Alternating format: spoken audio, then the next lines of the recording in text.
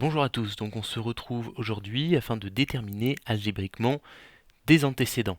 Donc on va essayer de déterminer des antécédents par le calcul. Nous sommes au niveau de la classe de seconde. Donc c'est parti pour la méthode déjà. Donc si un nombre peut avoir qu'une seule image, comme on a pu le voir, un nombre peut avoir cependant plusieurs antécédents. Il peut aussi en avoir qu'un seul, hein, mais il peut aussi en avoir aucun. C'est ce qu'on va voir par la suite. Et pour trouver le ou les antécédents d'un nombre a par une fonction f, il faut résoudre l'équation f de x égale a. Alors on va voir ça au travers d'un exemple. On commence avec cette fonction, soit f une fonction définie donc sur R par f de x égale 2x moins 8.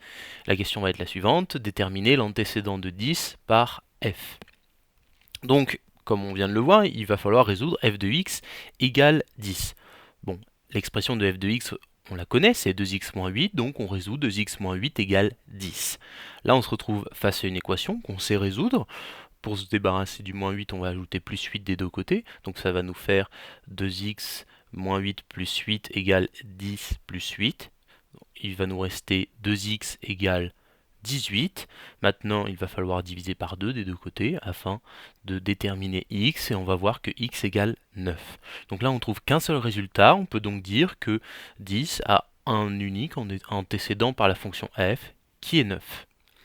Un deuxième exemple.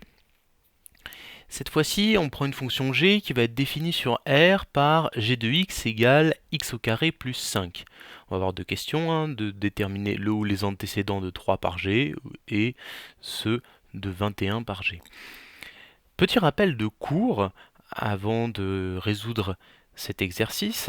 Pour résoudre x au carré égale a, il y a trois possibilités. Si a est négatif, l'équation n'a pas de solution. Pourquoi Je vous rappelle qu'un carré étant toujours positif, on ne peut pas avoir x au carré égale un nombre positif. Si a égale 0, on se retrouve avec x au carré égale 0, on n'a qu'une seule solution qui est 0, racine de 0 égale 0. Et enfin, si a est positif, l'équation x au carré égale a aura deux solutions, on va avoir racine de a et moins racine de a. Donc sachant ça, on va pouvoir résoudre notre exercice et on va commencer par la première question. La première question, on vous demande de déterminer le ou les antécédents de 3 par g, donc il faut résoudre g de x égale 3. Encore une fois, on connaît l'expression de g, c'est x au carré plus 5, donc on remplace x au carré plus 5 par g de x, qui nous fait x au carré plus 5 égale 3, et on va essayer de résoudre ça. Bon, du coup, on a x au carré égale 3 moins 5, et on se retrouve avec x au carré égale moins 2. Alors là, on se retrouve du coup dans la première situation, de la propriété que je vous ai rappelée juste avant. Donc, on a un résultat négatif, x au carré égale moins 2. Donc cette équation ne peut pas avoir de solution. Je vous rappelle que x étant toujours positif, il ne peut pas être égal à moins 2. Donc, 3 ne va pas avoir d'antécédent par la fonction g. Et on a répondu à la question. Deuxième question, du coup, ça va être la même chose, il va falloir résoudre g de x égale 21. Donc encore une fois, on remplace g de x par ce qu'on connaît, qui est x au carré plus 5. Donc on a x au carré plus 5 égale 21. Donc x au carré égale 21 moins 5, et on arrive à x au carré égale 16.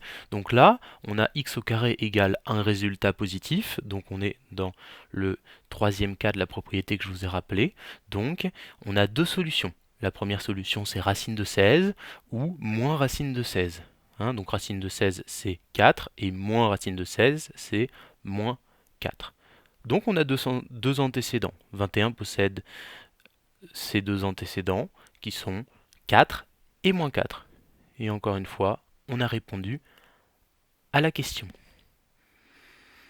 Petit récap de ce qu'on vient de voir, pour déterminer le ou les antécédents d'un nombre a par une fonction f. Alors il faut résoudre l'équation f de x égale a, tout simplement. Et il faut savoir qu'on peut avoir aucun antécédent, un seul ou plusieurs. Voilà. C'est fini pour cette méthode sur le calcul des antécédents. Je vous remercie d'avoir regardé et on se retrouve très vite pour un nouveau point méthode. Au revoir.